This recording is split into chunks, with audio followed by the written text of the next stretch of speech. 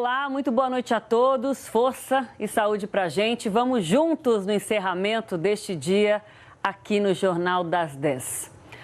A ministra do Planejamento fez uma aposta alta hoje. Durante uma audiência no Congresso Nacional, Simone Tebet afirmou que a reforma tributária é a bala de prata para o governo federal resolver os principais problemas da economia brasileira, acima até do peso da regra fiscal, que foi o assunto dos últimos dias.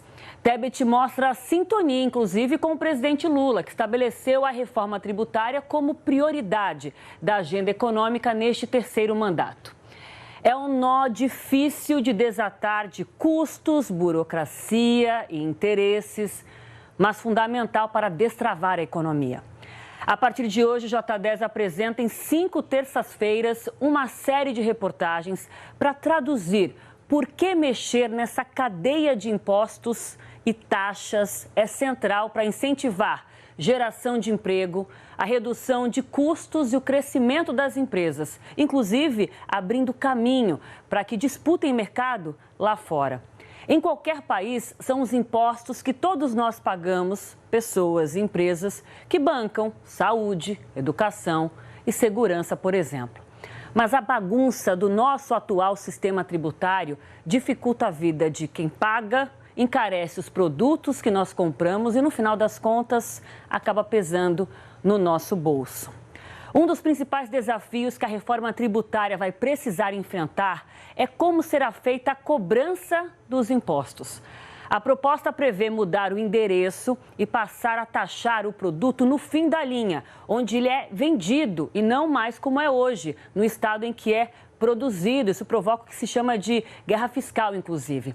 E nessa dupla maravilhosa de hoje, abrindo o J10, eu começo a conversa com eles. Muita informação para vocês. Bianca Lima e Pedro Figueiredo em especial. Um salve especial a você pela primeira vez ao vivo aqui comigo no jornal. Uma boa estreia para os dois, complementando ali olhares. Bianca olhando muito para a questão econômica, o Pedro para a questão política, mas sabemos que tudo isso se mistura e se contamina, principalmente nos debates que se dão na capital federal. Bom, a gente tem que pensar agora como é que isso vai impactar, em especial, o caixa dos estados também. É uma discussão que está correndo em paralelo e que vai ganhar corpo também nos próximos meses. E alguns nesse debate vão ganhar, outros vão perder.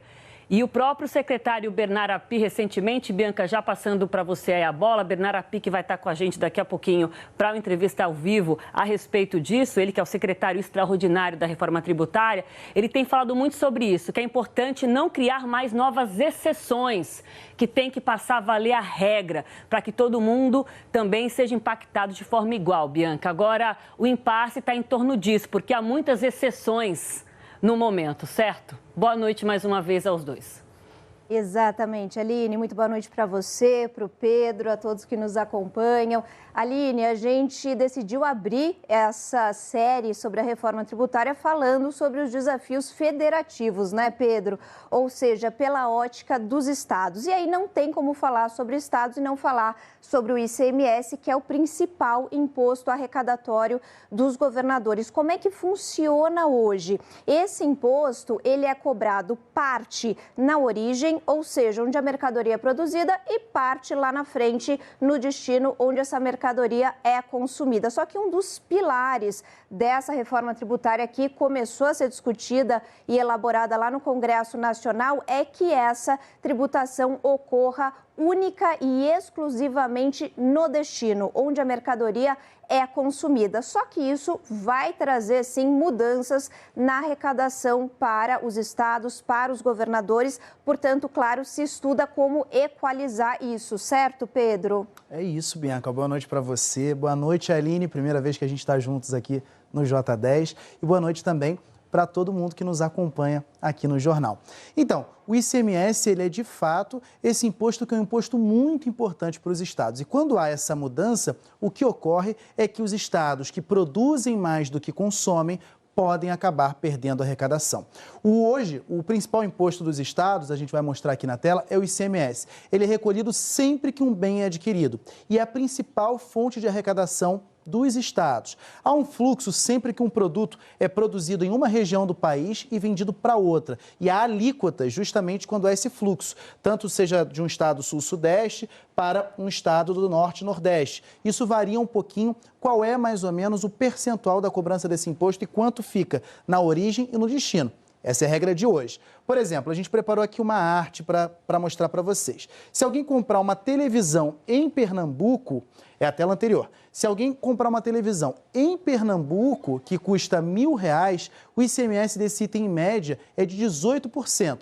Se ele for produzido num estado do Sudeste e vendido para um estado do Norte, Nordeste, o recolhimento do imposto fica assim, 7% na origem e 11% no destino. No nosso exemplo, R$70 ficam com São Paulo, onde esse imposto foi produzido, e R$110 vão para Pernambuco, que é onde esse bem foi comprado, né? O bem foi produzido em São Paulo e vendido em Pernambuco.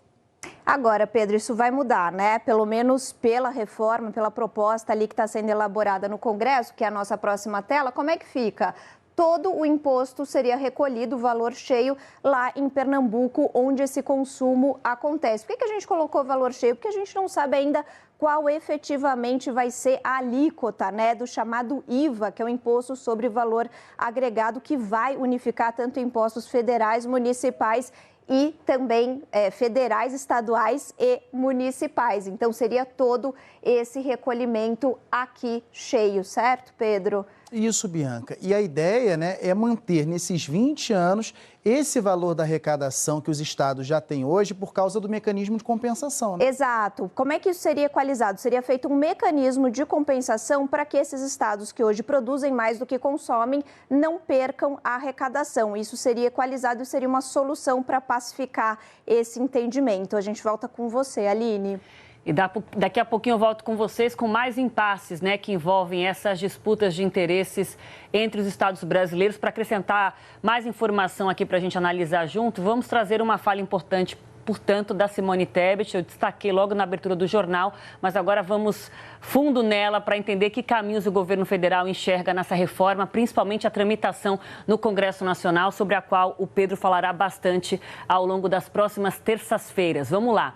No debate no grupo de trabalho que analisa essa reforma tributária, a ministra do Planejamento, Simone Tebet, falou sobre a necessidade de equilibrar com cuidado os interesses dos estados. Se nós temos unidade, né, de pensamento de que a reforma tributária é a única bala de prata que nós temos, eu diria até que o arcabouço fiscal é a bala de bronze, né? Ela resolve um problema interno, um problema de finanças, né? Um problema de credibilidade do governo, não gastar mais do que arrecada, mas a verdadeira bala de prata é a reforma tributária. Se a gente tem essa unidade, os dois eixos estão muito seguros, o que falta dentro desse esqueleto, né? O que falta é isso, nós debatermos, vermos com os setores e com os municípios onde que eles sentem a insegurança para que a gente possa avançar.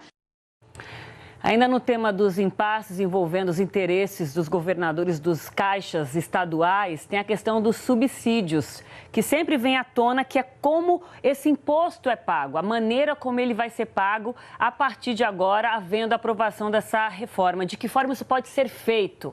Bianca e Pedro, quais são os caminhos para isso acontecer?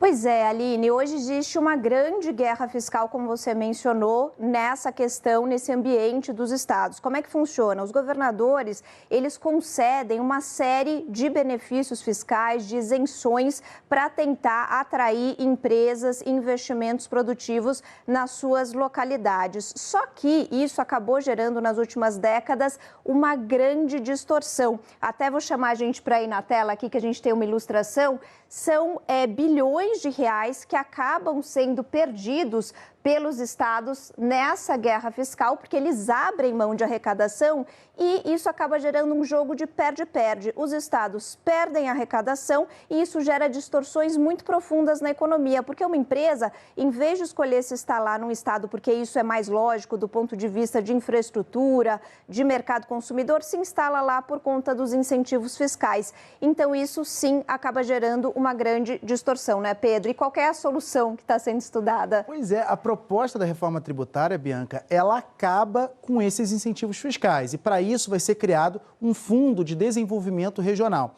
Isso foi um dos pontos aí que travaram a reforma na gestão anterior. O ex-ministro da Economia, Paulo Guedes, não aceitou que a União colocasse dinheiro nesse fundo. Eu conversei com o coordenador do grupo de trabalho da Câmara, o deputado Reginaldo Lopes, e ele disse que já está pacificado que este governo aceita aportar o fundo de maneira parcial. Parte desse valor viria do arrecadado no IVA, que é o novo imposto, o IVA nacional, e parte seria daquela fatia referente aos estados e aos municípios. O Reginaldo Lopes trabalha com 48 bilhões de reais por ano para esse fundo em duas linhas de atuação. A primeira, compensar os incentivos fiscais até 2032 e a segunda, criar infraestrutura para o desenvolvimento dessas cidades depois que esses benefícios acabarem, né, Bianca? Exato, e é um valor muito expressivo, como a gente vai ver aqui na tela. Segundo dados da FEBRAFIT, que é a federação que reúne os auditores fiscais dos estados, a guerra fiscal, ou seja, os benefícios que são concedidos pelos estados com o objetivo de atrair essas empresas e esses investimentos produtivos, em 2022 somou 100 bilhões de reais. E só para a gente ter uma dimensão, quanto é que é a ordem de grandeza disso, é 15% do total arrecadado em 2022 pelos estados, que é de 694 bilhões. Então, sim,